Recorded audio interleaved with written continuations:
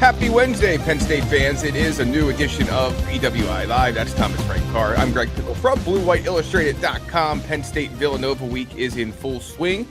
And we're back on the practice field tonight. But first, let me tell you quick about our presenting sponsor of today's show, Academy Sports and Outdoors. Huddle up, football fans. Tailgate season is here, and nobody will get you ready for game day like Academy Sports and Outdoors. Swing by your local Academy store or shop online at academy.com to find grills, canopies, jerseys, and more. So please check them out. Academy Sports and Outdoors is the presenting sponsor of today's show. T. Frank, good morning. It is a busy Wednesday for the Penn State football program. James Franklin's going to talk after practice tonight. We'll get a chance to see the Nittany Lions on the field for one final time before the bye week. Of course, we have a game on Saturday as well. How are we doing this morning? How's the week going so far, buddy? I just can't believe it's Wednesday already. The amount of stuff that happens between Saturday and today, it's surprising how quickly it can get you through the week. And think about it. This is the last tune-up game before Penn State gets into it. I know there's a bye week, so we're going to have a little bit of a lag there.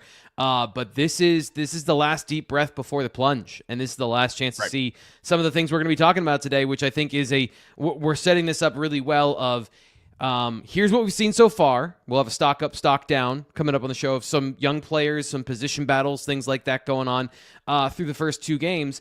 This is like the NFL preseason where you have the first two games, guys battle it out, and then third one, we might be seeing some decisions made about who's playing and who's not playing once we get into conference play. So I know it's Villanova. There's a lot of really important stuff that's happening, both just because of the style of play that they have over on that side of the ball from the Wildcats, and what's going on internally with the Nittany Lions, not just working on the offense, but, on defense, there's a lot of rotations. Who's playing, who's getting a leg up in some of those competitions because they did not end at training camp. So I think it's a really important week. And you mentioned Wednesday. We're right in the thick of it now. We're into the back half of getting all that up and ready to go. Let me ask you this, T. Frank, before we get into the rest of our rundown. Does this game mean more to you now than maybe it did when you first looked at the schedule based on how the first two Penn State games have gone? Yeah, absolutely. Previewing your best bets and my predictions for this week, I was predicting the beginning of the season as if Penn State was coming out and doing Penn State. But what they've been doing is like what we just said, is using it as an extension of training camp. Like, as much as you possibly can, they've been doing that, riding that line of 1-0, win the game, but also let's use this and maximize this opportunity. And Franklin said after the game, we're not doing all the things that we would do if we just wanted to score all the points in the world. So, I'm revising and maybe this is the wrong week to do it. Maybe this is me being late, but having 60 or 59 points up on the board for my predictions. And then this week, if they're going to continue to work on stuff, maybe it isn't going to be another massive blowout. But, this might be the week where they decide, as Fitz said yesterday, is this the turn towards what we're going to see more in the regular season? And there's still a lot up in the air. But yes, I would say that this game if you're deep into it, and we only cover Penn State, we only break down Penn State. So we're deep in the weeds on all of these little factors and nuances. These are things we're going to be learning about against Villanova on Saturday. Yeah, very interesting game because I'm curious too. I heard you guys talk about that yesterday on the show, and I'm wondering if we see Penn State really tighten down its rotations, at least during the first half, or while this is still a quote-unquote game, as much as it can be for an FBS versus FCS matchup. There's no point spread out on this contest yet. The books will post those either late Friday or first thing Saturday morning, so not much to work with there. But I think we can all assume Penn State will be at least a 6-touchdown favorite, and we'll see if it covers. T. Frank Penn State has not covered yet this year, which is very odd for James Franklin and Penn State in the non-conference era. But we'll talk about that a little bit more in best bets. Wanted to get to a mailbag question quick. Question of the day from the BWI message board. You can access the Lions Den for $1 for the first week and build annually from there. And we'll throw in a subscription to The Athletic for a year as well when you sign up at BlueWhiteIllustrated.com. Losie's Mustache, one of our frequent commenters on the board and guest here on the show, said, I know they said Singleton is thinking too much, etc., but as of now, is Katron Allen RB1? And I'm sorry, T. Frank, you did have a graphic for that. Thank you very much. Your thoughts, buddy, in terms of where Penn State's backfield is after 2 weeks? We've been doing this for 3 years. We've been doing this for 3 years of one That guy was has a that good was my week. first thought too. Yeah, when I saw his question this morning, that was Yeah. my first thought as well. Yep. I mean, I do think that there is, now that we're in the senior season, there is a bit of a separation of development versus non-development. And not to say that Nick hasn't developed, but the areas that were weaknesses in his game previously still kind of seem to be there. And with Katron Allen, the weaknesses that were in his game were physical, as James Franklin has outlined, of getting bigger, faster, and stronger. Has been a struggle being injured every offseason. And I wouldn't say he's the fastest guy in the world, but he's faster. Breakaway speed is there. I don't know that he's a breakaway athlete against every team, but all of those factors are in there. But the point is, they're going to need both of them, because Singleton does have that breakaway speed, that 4.3, nobody's going to catch him ability. And I do think that, as Losey's mustache pointed out, James Franklin said he's thinking too much. You can alleviate a lot of that. You can alleviate that. And you can go back to seeing the more explosive Nick Singleton in open space. I also think that we've probably made a bit too much of some of his struggles, where it's not all him. There's certain things that you see when you go back and watch a coach's film, and from an end zone angle, or for when you get just even a second view on something that looked good from one position, when you look at it from maybe more closer to that player's perspective, there's just no way you would think anything other than what that person thought. So I think it is fair to say there are struggles for him in open space, and there are struggles for him for breaking tackles is a real thing. He has one broken tackle this year, and he has not been a tackle breaker throughout his career, despite the strength and the obvious athletic power in his frame. He's really narrow in the hips, and he's got kind of a narrow running base, so he doesn't have a whole lot of that contact balance through the surge of a tackle. That needs to improve, and part of that will improve, I think, when he's thinking less, and he can then put his mind towards some of those things, correcting some of those things about making himself harder to tackle, playing with anticipation, as we talked about, instead of being wrapped up in his own mind about what he's trying to do and trying to be perfect. We saw a little bit of this from him last year as well, of trying to be, or maybe it was his sophomore year, just trying to be right. I think it was both. More so more pronounced during his sophomore year for sure, but a little bit of both. Certainly not as much last year. There's no doubt about that. Yeah, even when it comes to him, when it comes to Drew Aller, I don't want to go too far back to Saturday, and I know we're here to move things along toward the Villanova Wildcats coming to town, but this whole overthinking conversation that started with Drew Aller and has kind of permeated to the defense and to some other players on the team. I have a hard time trying to figure out how much of it is quote unquote overthinking and how much of it is just you're playing an opponent that you're better than. And are you overthinking because of that? Because you can work on things that maybe you're not going to get to work on in Oregon. I struggle with this whole conversation of overthinking and whether it's kind of a code word, I guess you could say, for some other things that we know impact athletes at a high level in games like the ones Penn State's played so far. Yeah, I think the defense is still getting used to what it's supposed to be doing, and there are some things that we talked about on yesterday's show. And we'll get into this a little bit later in the stock up, stock down, but there is thinking going on with the defense. Not every player and not every position, but some of the players are not playing clean football in week 2. I thought week 1 was fine.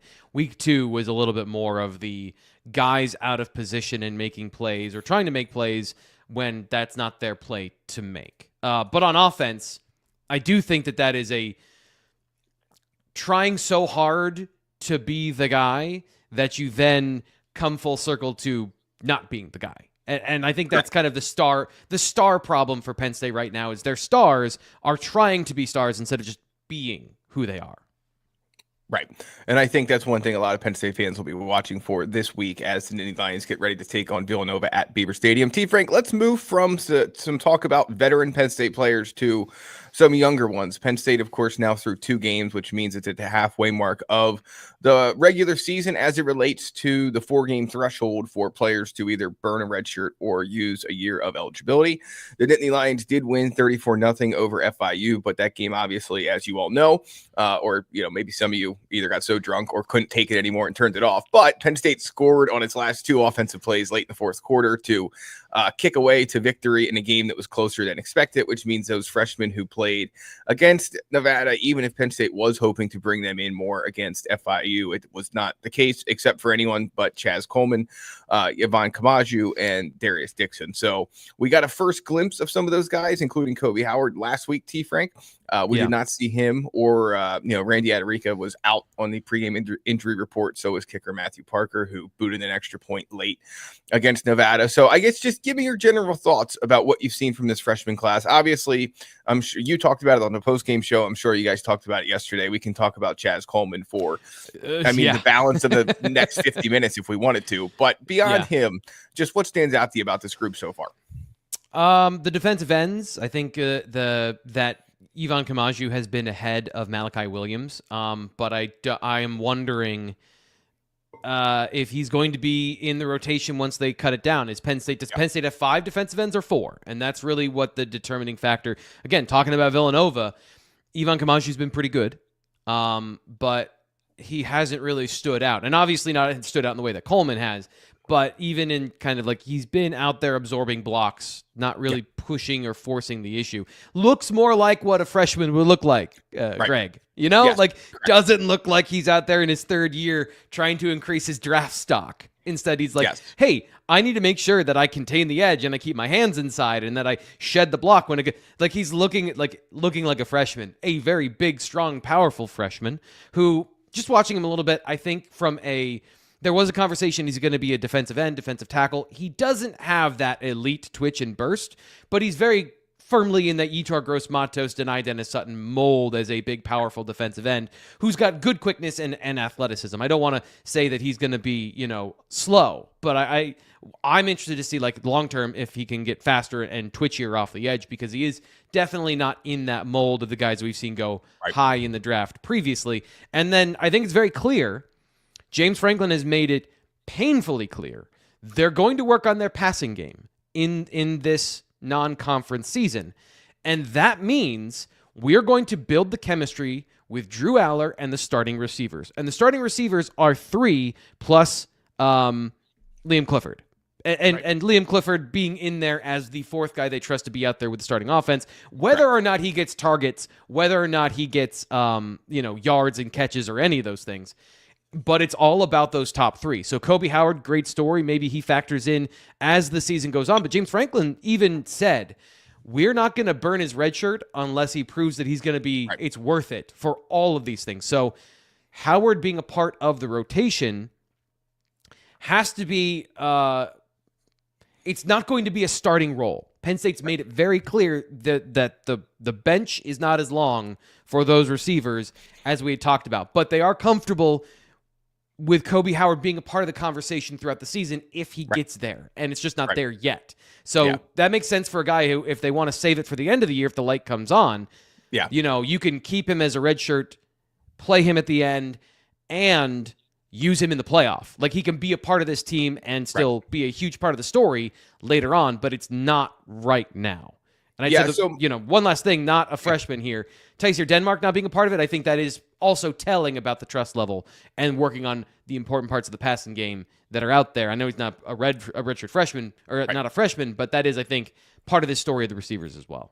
Yeah, so I think the thing with Denmark, it just comes back to consistency. I think we heard Marcus Hagans talk about that last week. We've heard James Franklin talk about that for the better part of 6 months. So when you talk about the light coming on, it seems, in his particular case anyway, it's just a consistency thing. And once he gets that figured out, the sky should be the limit for him. As it relates to Howard, it's one of those, I think, situations, T. Frank, where I don't envy the decision that Marcus Hagans, Andy Kotelnicki, and James Franklin have to make here, because you look at this game against Villanova and you say to yourself, okay, this would be a great time to get him some run. And then we have 2 games left in the regular season before you have to make that eligibility decision. But then you think to yourself, do we really need him in this Villanova game? Is it really worth it when we could save it for a time later in the year where maybe you want to ramp him up in November when you play him some against Nebraska, you play him some against Rutgers, and then you get him ready for potential playoff help. So it's a really interesting conversation. And the way we saw Penn State utilize young guys last year down the stretch and then in the postseason was pretty interesting. And I'm just curious to see how their experiences from last year and how long this season went changes the way they handle these early season games. Again, the Penn State starters put the coaches in a situation where there wasn't much start required, T. Frank, in terms of getting those backups in, because they were not pulling away from FIU as we thought they were going to. We'll see, though. This week should certainly be a different story, and how Penn State handles that will definitely be interesting. Yeah, for sure. All right. Well, this is the Wednesday edition of BWI Live. You cannot come to practice with us. That's coming up next on BWI Live. We'll talk about what we want to see there. But first, I want to talk to you about Game Time. College football is back. The MLB postseason is approaching, and the NFL continues on Sunday in Pittsburgh when the Steelers welcome the Seattle Seahawks to the Steel City for their home opener. If you want to see any of those games, Penn State or something else, obviously you can use Game Time to go see Penn State Villanova this Saturday. The tickets on there, pretty cheap. If you go check it out, the Game Time listing price always includes the fees, so what you see is what you pay. I'll use Game Time for Phillies playoff tickets later this year. I will be using it for Eagles games, I'm sure, at some point this season. You can use it for Penn State or your favorite teams as well. Use the promo code ON3, ON3 at checkout for $20 off your first purchase. My favorite parts of the Game Time app are seeing views from your seat and the all-in pricing features. So download the Game Time app, create an account, and use code ON3, that's capital ON3, for $20 off your first purchase. Terms apply. Again, create an account and redeem code ON3, ON3, all capitalized in the number 3 for $20 off. Swipe, tap, ticket, go. Download the Game Time app today. T. Frank, again, the Penn State fans cannot come to practice with us, but they can follow our coverage of it at BWIillustrated.com. So let's get into it. The Nittany Lions will be out on the practice field. We have this awesome video that we usually play prior to the practice preview conversation. Here it is. I found it. So if you're watching on YouTube, you can check that out live now. T. Frank's great work. But what are you looking for tonight, T. Frank, as Penn State hold its final non-conference week Wednesday practice with us on hand? Yeah, so unfortunately, the thing that I'm going to be looking for, but I probably can't really talk about, is what Penn State does with the offensive line. And typically what they do is they work on individual blocking to start practice, and it doesn't always line up. Sometimes they're just working on what they want to work on. But are they working on things that they're going to use against Villanova? Because, coming up in our Villanova preview, they do some stuff that Penn State hasn't seen quite yet, or has seen elements of, but not clearly and as defined as this Villanova defense. So are they working on gap schemes, basically, is what I want to know. Like, are they doubling down on working on their zone schemes, and they just want to work on that against odd fronts? Because they're going to see that, by the way. Oregon runs an odd, even hybrid front. So these problems that they're getting a good mix of these things. What's their plan? Like, what's their base offense in these games is, to me, telling about what they're going to do later in the year, because this is what they're practicing it, right? So they're practicing it on these other teams. So that's the number one thing for me. And then I got to find my notes here. They're all the way here at the top. I think the health of the offensive line is the other part that I'm interested in. I spent a lot less time with the offensive line than I used to, but I do think that there are some interesting moving pieces over there, because we've seen Javen Williams come back at the end last week in the final drive where they finally got their backups on the field. And that caused some domino effects to show you, like, who they actually want to play versus who they had to play, because those are the guys available week 1. So is Egan Boyer back, and does that make things even clearer about who the tackles are? Because Javen Williams played right tackle, Garrett Sexton played left tackle, Owen Alcini didn't. Despite playing well against Nevada, Owen Alcini didn't play, so they clearly don't want to burn his red shirt. So Egan Boyer coming back is very important, that they have that backup left tackle. They have somebody that they can play there, or just they have more of that depth at that position, because we've seen that tested in the spring when they didn't have either of their starting right tackles, and now here where they've had some bumps and bruises with their backups at this position. So it's really good they have guys like Boyer and Williams. I'd like to see those guys this week play a little bit more, see where they are in their development, and where they are in practice does determine whether or not we're going to see them on the field, even if some of the breadcrumbs aren't totally clear week to week. They do a great job now of obscuring it even further, because unfortunately we are smart and we do pick up on things at practice and maybe things they don't want us to. So there's always a new wrinkle. And I'd like to at some point go see the defense, but I just we get 10 minutes and I'm trying to nail down everything that's going on the offense, and then I don't get over to the defense to see a whole lot. And also the defense, just the way it's set up. I was going to say, you're not missing much. Yeah. So just so people understand, the offensive practice field is closer to the Lash building than the defensive practice field, and we're allowed access to that sideline. Right. On the other side, we only can go sideline. Yes, correct. Yeah, we can only go to the end zone. So anything that happens further down the field, and the secondary plays a lot further down the field, they run some drills further down the defensive field. We just whether it's me trying to, because I'm also trying to get highlights here for the YouTube channel, getting highlights here for the tailgate show, so I can't just go and watch stuff. I've got to do 2 or 3 things at once. I have to go somewhere where I can get a decent highlight. And after a couple weeks of just seeing the linebackers do shed drills, it's a little boring. So, I get more from the offense and watching route combinations and things like that than I do going and watching the defense walk through their coverage drills, which I can't really get highlights of anyway. And why do you want to watch guys walking around the field? So that's a short version of why I'm always giving you the offensive highlight notes. Yeah, and also the secondary could not be further away. I don't think you have a big enough camera lens to get those guys in action. All right, a couple things in the chat. Cyphered Carbon asked, are they doing walkthroughs as a unit, or are they actually going live with the O-line in practice? No, there's nothing live. It's position fundamental work, I guess you would say, T. Frank. You can see some of the groupings and things like that, and what those guys are, who's lining up beside who. But no, it's not live action. There is, I guess, there is some from time to time. Yeah, I know where you're going to go with this. Go ahead. Yeah. They go thud, and they'll go one individual one-on-one period at the end of practice. The last couple weeks, it's been pass rush, pass block. And then what happens is all of the players stand around the drill, so they're right in front of us, so we can't see anything. And it's perpendicular to us. So for an offensive line perspective and a defensive line perspective, it's good from the initial snap, and then you can't see what's going on in terms of the depth of how things are going. So it's hard to really gauge what's going on with some of those one-on-one drills. And they've given us pass patterns once to end camp. Right. That's what everyone wants to know. Everyone wants to see the highlights of DBs and wide receivers one-on-one. It's the most exciting. It's also the one we're going to get the least. Yeah, and obviously that's just all during the portion of practice we're there, which is about 10, 15 minutes in season. So certainly they're doing some other stuff at points of practice when they don't want us there for obvious reasons. Kevin asks, is Cooper Cousins injured? He was on the field on Saturday against FIU. The one thing I noticed, T. Frank, was that on his right leg, he had a sleeve on his leg that kind of extended up underneath his knee brace, which was new. I went back and looked at some photos from last year, but I think all is good there. I think the question, and he wasn't at practice last week, so that became a question. Yes, not on the availability report as questionable. Obviously, was not out because he played. Next question here is chemistry of the offensive line seems important. Shifting in and out 7 guys probably is causing a lot of the issues in the run game. T. Frank, I wanted to get your thoughts on that.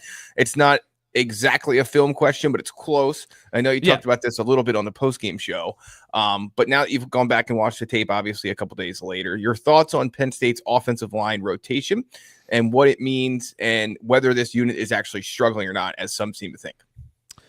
No, they were better this week. We kind of covered how the way they were running the ball, hitting the outside edges of the FIU defense, made it seem like the offensive line didn't have a good game or whatever, because when they did run in between the tackles, there were some challenges with the FIU front. Like I said, providing some combination fronts and working on some things where they weren't running plays into good looks, and so that was a challenge for that front.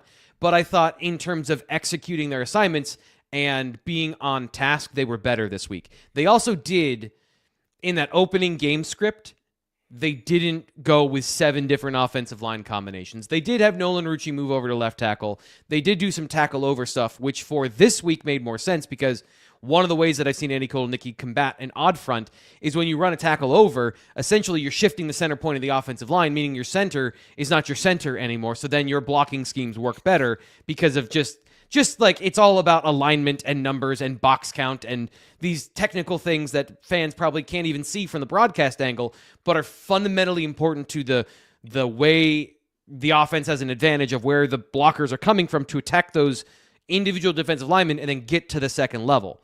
So they did a little less movement, a little less of the chaotic stuff we saw last week.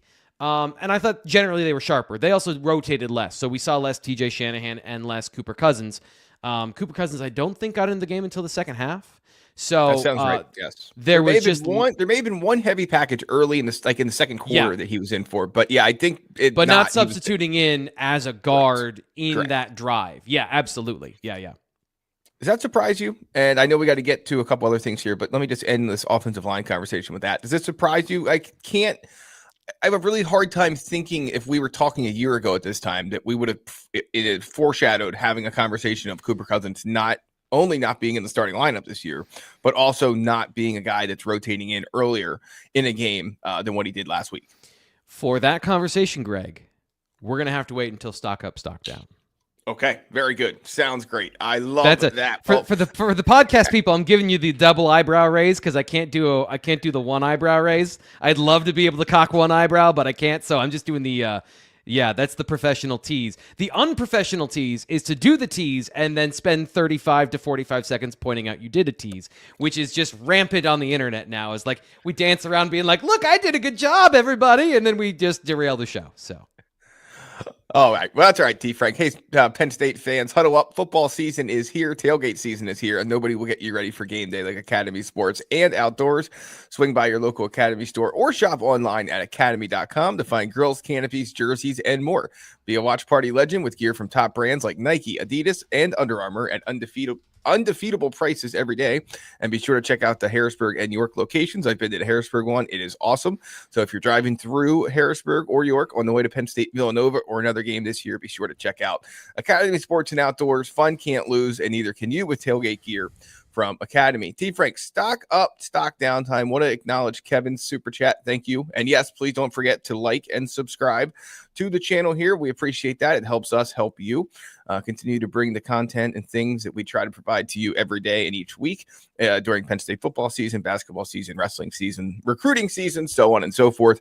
You can also sign up at BWIillustrated.com for $1. We'll put that promo graphic up in a little bit. Let's get into this stock up, stock down conversation. T. Frank, do you want to start with the positives or the negatives? Let's start with the positives. Let's be a positive show because I think that everyone's been focusing on the negatives over the last couple of games, but there are some really important things that are happening good for the Nittany Lions, and I think we should get to those now. So why don't you go first? I like and by the way, so we've got these on our our docket over here, 3, 2, 1. I don't have a number of like number one stock up. It's just like these are the three, and then you list 1, 2, 3. So is that how yours is as well? My stock up is like that. My stock down is ranked in order of who I think has the most stock down followed through the league. You know what? Stock up, Me too. Yeah, but the stock up is, I would say, equal across the board. Any of them could be number one. But my first one that came to mind, and we decided to do this about an hour before the show, so I did not put a extensive amount of thought into this, but Luke Reynolds was a guy who really had a nice game on Saturday. He finished with a career high 7 receptions on 9 targets, eclipsed the 50-yard mark for the second time in his career, and it just makes me wonder, T. Frank, if he's going to become the tight end security blanket that Drew Allard likes. He went to, and Khalil Dinkins, I don't think we should completely wipe him out of that role after he had some drops on Saturday. But certainly I think that Luke Reynolds took advantage of the opportunities he got because it was a tough day for Khalil Dinkins. And so he's a stock up guy for me this week. Yeah, and it feels like there was that drop by Dinkins and then 2 drops, I'd say. James Franklin said that Penn State had, I think, 5 drops on the day. So he said 5. Yeah, so actually, I wanted to talk to you about this, and let's just do it right now before we get any further. So I think PFF tracked Penn State with 1 drop. James Franklin tracked them with 5. And so it brings up this question that is ridiculous, but also valid, which is, what is a drop? Because you think it would be very easy for everyone to be on the same page. But in the football stat tracking world, it is not the case. So let me get it from you. A drop. What are we calling a drop, and why do you think there's a difference between Penn State's drop counter and PFF's drop counter, and perhaps your own personal one when you went back and watched the tape? I think there's a 0 tolerance policy for drops for Penn State. That would be my characterization of it. If your hands touch the ball, you need to catch it, because that is theoretically within the frame, but then it becomes the difficulty of said catch. Could you have caught it? Is it reasonable what is the reasonable threshold for whether or not you caught that? And that's where I am, and I think the Khalil Dinkins one down the seam is a great example of that's 50-50 because so it was too high. So Nate and I looked at each other. It was not a good throw, right? Yeah, Nate and I looked at each other and we were debating live, like, was it a drop or was it a bad pass? And it was a little bit of both for sure. Yes. Yeah. So I don't want to take it too far away from Drew Aller, where he's got to layer that ball over the linebacker. There's a linebacker there. He has to fit that ball. They work on this all the time in the offseason. They got like a 10-foot net where you've got to throw over the net and into the basket. And he threw over the net, but then over the basket, right? So he left it too high. He didn't have the right arc on it. And so that is, I would say, out of the frame of where he would want a perfect pass, but not so far out that Dinkins is absolved of the opportunity to catch it because he got both hands on it. And Dinkins, I think what we're seeing from him is maybe his hands aren't super reliable outside of the super easy ones. Right. Out of the ones where it's just like right here and it's easy and he's in rhythm and in stride. And he said this himself of like contested catch situations, but I think it's really, outside the frame or in tough situations like that, anywhere where it's not, that seems to be where his struggles are. But those would be the two that I can think of. I'm struggling for the other two or the other three that were drops, but that's more of like, I don't really have a recollection of every pass in the game, right. In terms of the 50-50 ones in my mind. I didn't think of that many. I would say that I could think of three, but not more than that. 5 caught me off guard when he said that because I could remember 2 or 3 as well, but 5 seemed like a bit much. Contested catch to Reynolds is another one where if it's contested, I would imagine 2 to Reynolds, right? So he had the one on the sideline that he got his hands on. I would say that's hard because even in that situation where the DB had equal control over that ball until they went out of the sideline, and then one where it hit Reynolds on the frame and he didn't come down with it in the red zone, which I think led to a field goal. So now that I'm talking out loud, if you're saying there's a zero tolerance policy, the ball gets to you, you got to catch it. Those would be Penn State's drops. PFF would count those as contested catches that go uncaught. So they're still tracked, but not as straight drops. All right. Well, that was me derailing the stock up, stock down segment. Let's get to your number 1 stock up, my number 2. So I'll let you just talk about him. We're going to the defensive side of the ball now, where we're not going to talk about drops or contested catches. Go ahead.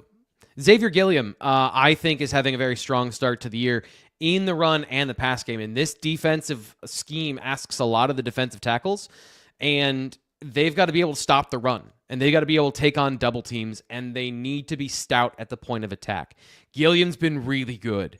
He has been both splitting and taking on double teams in pass rush. He's been getting through. He had a really nasty swim move where he just shed the guy, swam over top, and got in the quarterback's face. It was late. It was a second reaction move. It wasn't one of those dominating immediate wins, but he's a guy. Every once in a while, Penn State comes across a guy that maybe he's not 6'3" or 4, doesn't have the giant frame to be a nose tackle and the athleticism to be a 3 technique, but has all of the skills of both.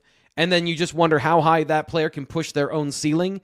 Gilliam is on the track now that, like, the last guy that I thought could do that just graduated, escaping me off the top of my head.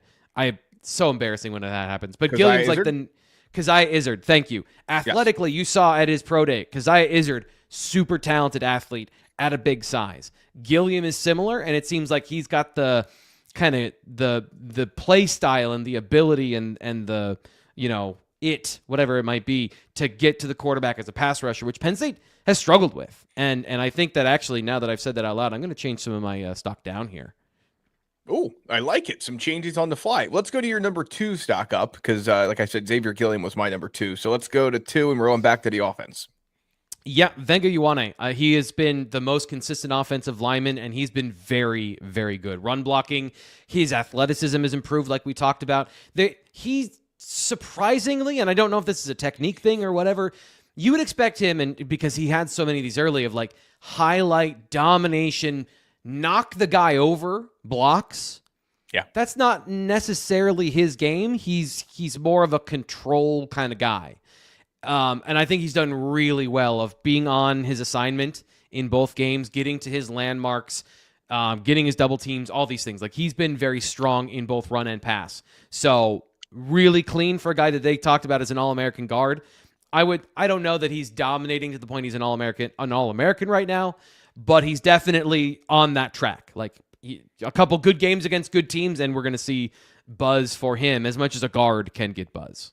Right. All right. Number 3, stock up for me. And again, we only picked 3 on each side of these guys and girls. So, of course, we're not going to get to everyone, but Chaz Coleman is an obvious pick. Yeah. I don't know how. One of us had to put him on the list. So, Chaz Coleman, of course, has a strip sack in the FIU game, flashed a bit despite not hitting the stat sheet in the Nevada game. His stock has been meteorically rising all offseason, and he's now backing it up with the pads on, T. Frank. Yeah, he's been.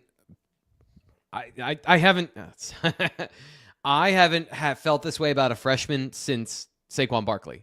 As a guy who the way they performed early in their career, like, stopped you in your tracks and made you go, oh, wow. And so that's, I think, says enough there of like the company he's in at the moment. Now, obviously, he's got to sustain that. That is something that he can't just do against non-conference opponents, but dominating non-conference opponents is not something that the entire team has been doing. So I think it's fair to say that is a stock up thing. And the last one I'm going to go, and this is probably microwaving just the last game, but I'm going to go King Mac stock up. Yeah. And this is going to get a little bit into what we're talking about here to end the show with what they need to work on in this final game. But he had a strong game against FIU in terms of his coverage, consistency, being in the right place, and making plays, both in the run and the pass game. So, I'm not an expert on the scheme in depth of, was he supposed to be in a better position for some pursuit plays, but he got there and made those plays. So I'm going to say slight stock up there for King Mac. Yeah, Kevin mentioned Gabe Nwosu. I can't, and then I know his second comment was as a punter, but the 2 kickoffs out of bounds has his stock on hold for me. But yeah, he was impressive as a punter. Davian Collins is the cornerback room. We're going to talk about that in just a second. Not him particularly, but the cornerbacks in the stock down side of things. So stay tuned. I know Mech Engineer has been really high on Nittany White throughout the morning in the chat. Yeah, he had a nice game against FIU, no doubt. We'll see what that can lead to moving forward. I'm not quite ready to put him in my stock up yet. All right, let's get over to the negative side of things. Steve Frank, stock down. Who you kicking this off with? Yeah, I'm going to start at 3 and go to 1, and I'm going to start with Cooper Cousins. What we've seen, James Franklin may alluded to, if we say we have 7 offensive linemen that can play, you got to play like it. And Cooper has really struggled in pass protection. And this is an area where, coming into college, like, he was a hyper-aggressive guy that didn't have elite technique, and watching him in some of the camps where he would struggle in pass protection. Now, he struggled mostly playing tackle, and he's obviously playing on the interior. But it's just an area. It's less now about he's leaning and over aggressive, and it's just an awareness thing now where he's letting a blitzer come through and like locking onto the guy in front of him. And that's the whole point of these defensive schemes, is the stimulus across the face of an offensive lineman is just going to make that guy go with him and not be ready for the secondary reaction of, now there's a guy coming behind you in the gap you're supposed to be protecting. And he's just been slow on those things. And that to me is like, he struggled with that as a freshman, and sometimes. Last week against Nevada, he struggled giving up a pressure that led to a sack, and then he did it again this week. So that's a pretty consistent downgrade for, you've got to be able to trust him in every situation if he's going to be a part of the starting 6. And I think that's still TBD. I know he's everyone's, favorite son, but he's a young offensive lineman. This is the reality. Not all of them are going to come out of the box like Anthony Donko in their second year. Yeah, or Drew Shelton for that matter. And I think that's why, I had him on my list as well, only because of the fact that, again, we talked about it a little bit earlier, but I think you certainly saw, or at least thought last year, that his progression was naturally is going to be right into the starting job that was open for Penn State. Penn State, of course, is playing. They consider him a starter. James Franklin thinks they have 7 offensive linemen who are starters. And I love that, too, when they announce on the big board before the game, there's like 52 starters that Penn State announces for 22 positions. But anyway, that's here nor there. So he was on my list. Number 2, and the guy that was on both of our lists as well, is Penn State linebacker Amari Campbell. So this is more, you mentioned maybe microwaving the last game as opposed to a overall look at things. did not think he had a good day against FIU. And I thought he was actually pretty decent against Nevada. But against FIU, it seemed like he was running himself out of a lot of plays. It seemed like he was taking routes to balls that didn't, or to ball carriers that didn't really add up over and over again.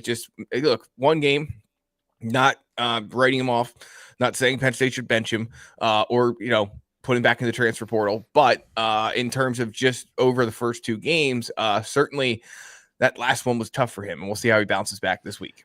Yeah, and I think it's concerning because it was kind of the same stuff that got him at North Carolina, where what happened was there was a jet motion that he didn't react to quick enough, and then he overreacted to the next jet motion. And there was another play where he went to the backside of a pitch play, and I still don't know why. Like, I'm still wondering, was he supposed to have contained? And that was early in the game where it was just kind of, I don't know what he saw, because everything went right or everything went to his right, and then he went left. And, those are some concerning things if they're consistent from what he did before, and it wasn't just the North Carolina defense is confusing. That now is a personality trait of Amari Campbell. So I think it's a little more important than just one game. That is something that he does have to clean up for sure, because who does that? Oregon. Like, all these things, again, pointing to Oregon. You learn these lessons on film, both good and bad, for everybody when you put it out there. Exactly right, T. Frank. So, yeah, he was on my list again. I think that is overemphasizing game two as opposed to the overall look. But, yeah, we'll see what he does this week. Certainly some concerning things put on tape by him. My number one, and this might surprise people, but it's Elliot Washington, only because of his Winter Workout Warrior success and what I thought that was going to mean for his stat sheet impact over the first 2 weeks. And those two things have not equaled out at all. So this is not so much anything he's done wrong. But I don't really remember seeing him in the Nevada game. He was a little bit more noticeable in the FIU game.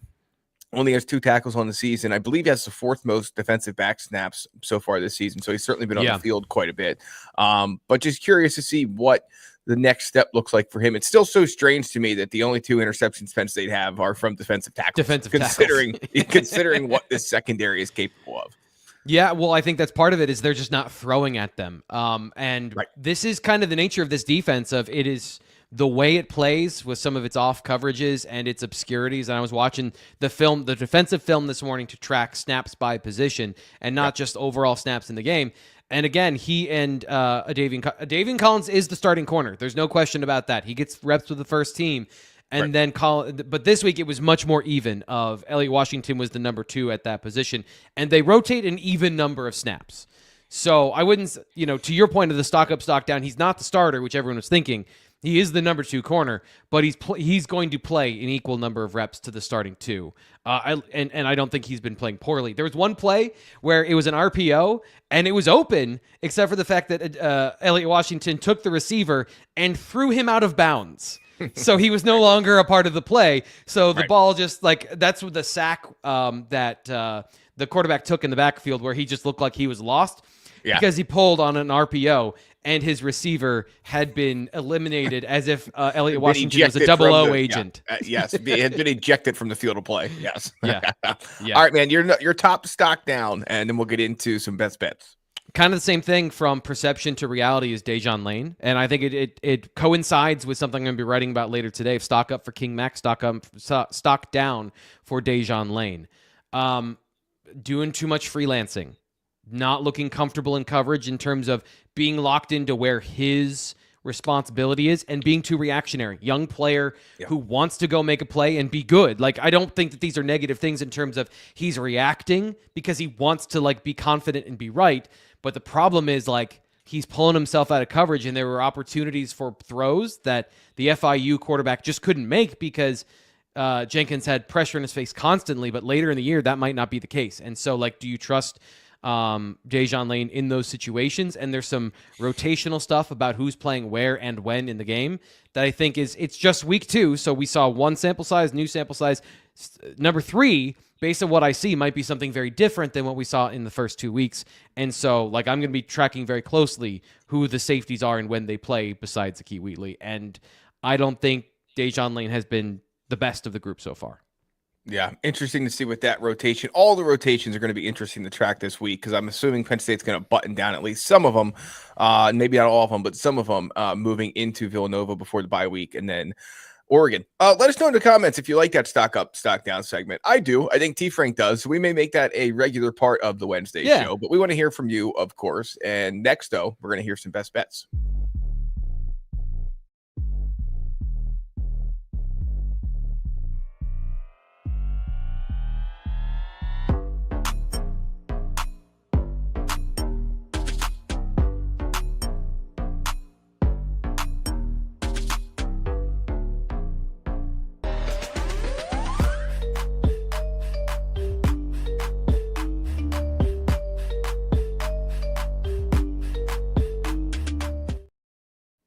All right, Greg, what do you got for us? What do you got for us this week? If you haven't signed up for BetMGM yet, T. Frank, use bonus code ON3, capital ON3, and you will get a $1,500 first bet offer on your first wager with BetMGM.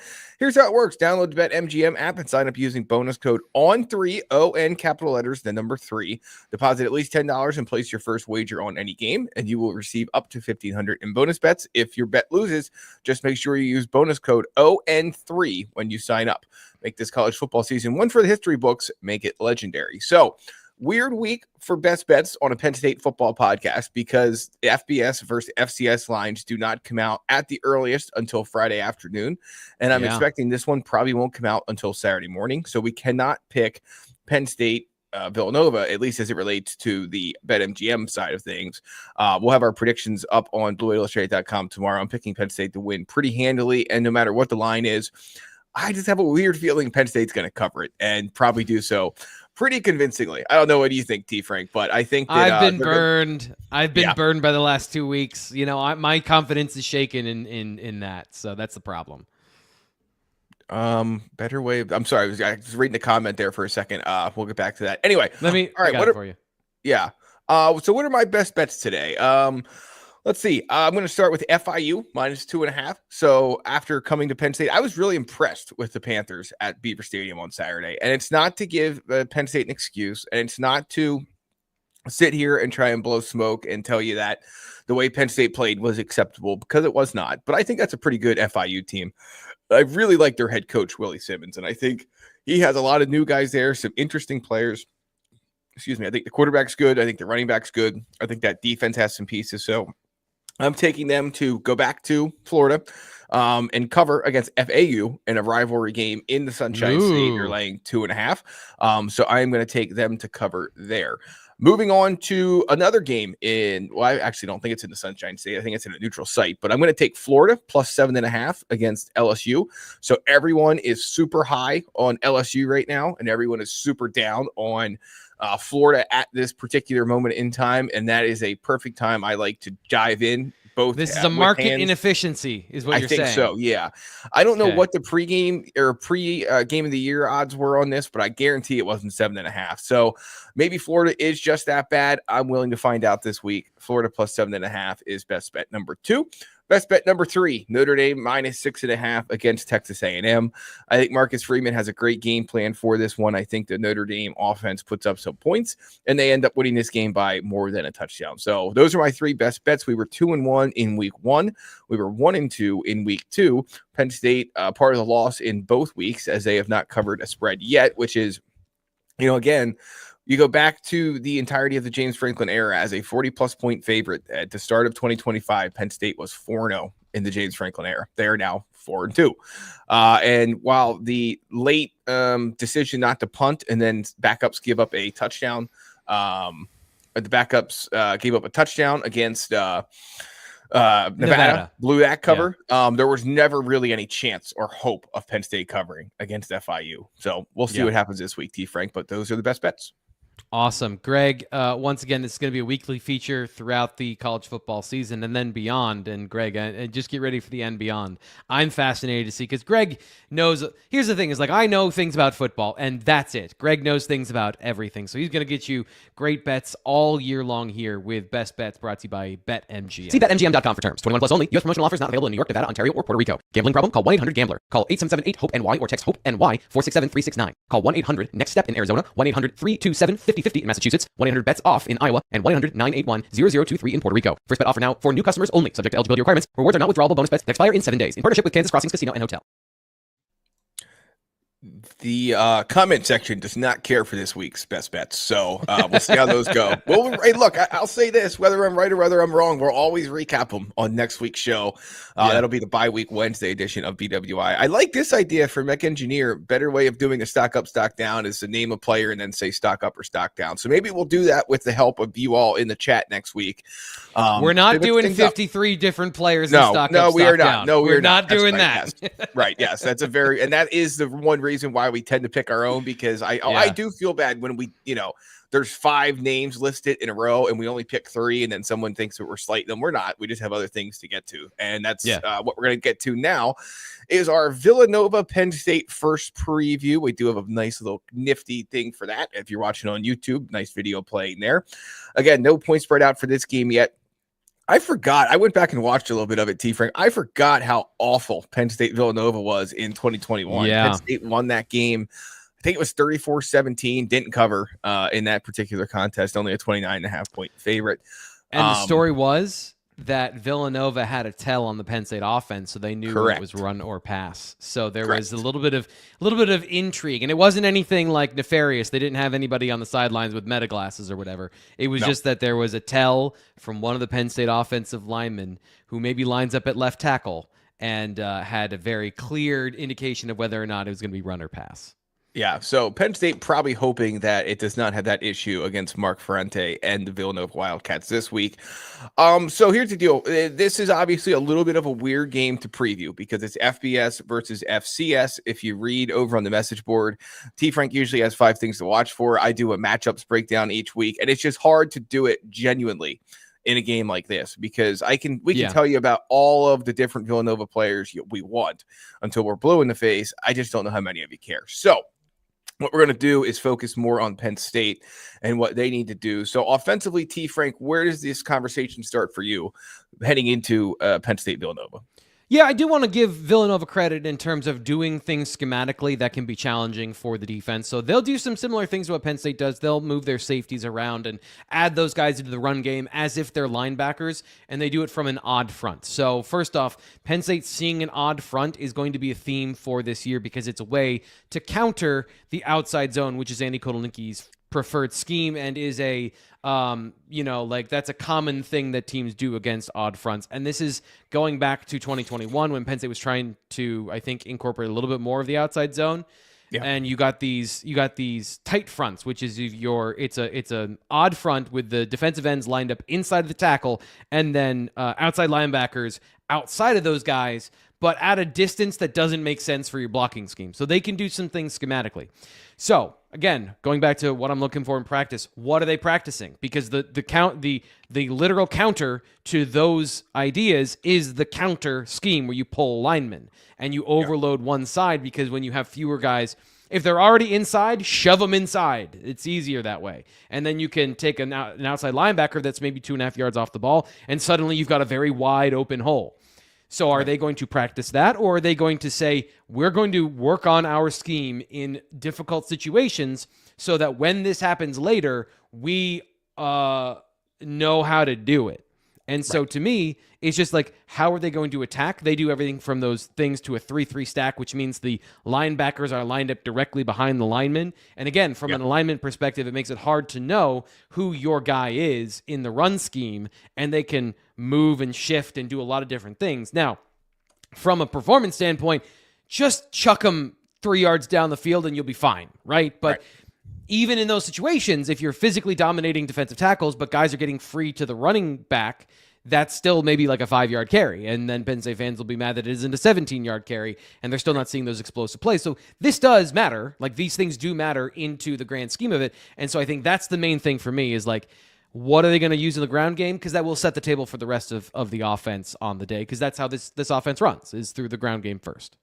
Yeah. So my big thing looking at this offense is, and I'm actually kind of curious, and I know we don't have a ton of time left, and we still got to get to the defense too, but this whole conversation about explosiveness and wanting to be more explosive.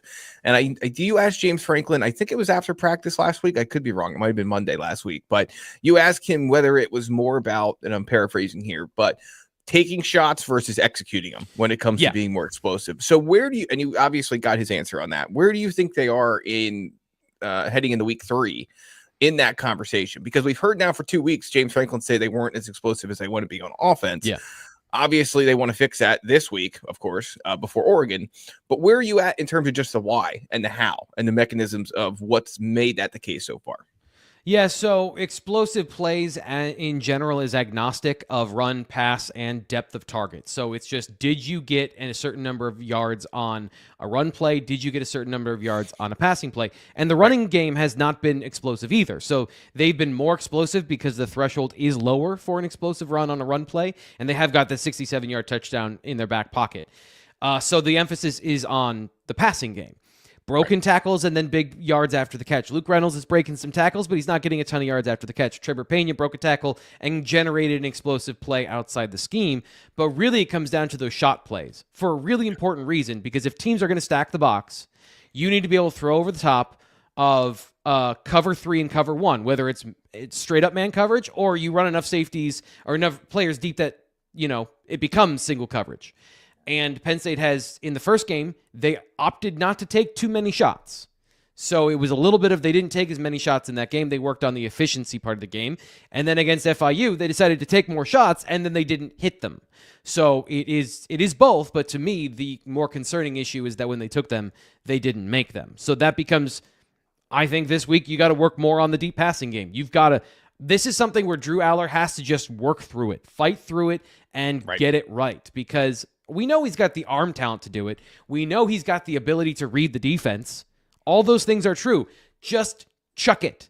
And Corey Geiger's going to live on forever in Penn State lore of just asking James Franklin if he needs to chuck it deep. Because, at this point, we have learned enough of, even when he's throwing it, chuck it deeper. So there is an element of they need to keep working on the deep passing attack, because I think the other stuff works.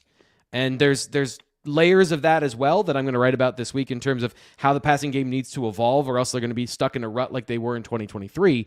But it does start and end. It starts with getting all the threats established before you get into the conference play, and nobody's going to respect the deep ball if they don't hit it consistently. All right, moving over to the defense in the last few minutes we have here on this Wednesday edition of BWI Live. That's Thomas Frank Carr. I'm Greg Pickle from BlueWhiteIllustrated.com. What do you want to see out of this defense? Interesting group after 2 weeks in the sense that the first-team defense has not given up any points yet. But certainly there are some moments in both the Nevada game and the FIU game where if a play wasn't made, and credit to the guys who made them, especially Wheatley last week, that wouldn't necessarily be the case.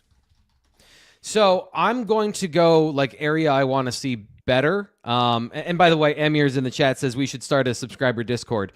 We do have a subscriber Discord. It's BlueWhiteIllustrated.com. You can join right now for $1 and get access for a full year to the of access to the Athletic.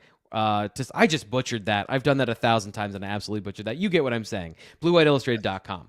I almost added Zane Durant into the stock down of someone mentioned that in the chat. Segment. I was going to get your thoughts on that, but you already beat me to the punch. Yep. Yeah, absolutely. Here's the thing. This defense asks more out of its defensive tackles to take on double teams and not just split them and not just get into the backfield, but actually hold the point of attack and let the other players make a play. And Zane is 287 for the first time in his career. Part of his success has been being in that defense that was very unique in the way that it handled gap accountability. So, these guys need, as good as Gilliam has been, it's been a little concerning to watch Zane Durant. And then as a pass rusher, has not generated the push or the internal pressure that he needs to. If he's going to be an undersized defensive tackle, pass rush has to be his bag. And it has not been in his career. And he's off to a 1.6% pressure ratio. That's yikes. So yeah, that's the thing that has to happen in this game. And whether or not you take it for granted or credit or whatever against Villanova, Like, you got to see it. If you don't see it this game, it's a bit of a red flag. So defensive tackles holding against double teams, and then gap accountability from linebackers and safeties. We've covered that, talking about Amari Campbell, Dejon Lane, some of those young players.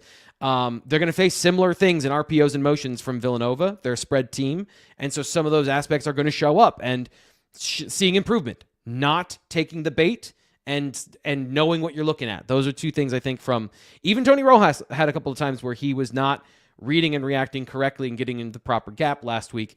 Those things will clean up. I don't want to say like Tony had a bad game or you should be concerned. He was right 99% of the time. But if we're talking about no excuses and every drop is a drop for Penn State on offense, every busted gap is a busted gap, and it's not acceptable to them.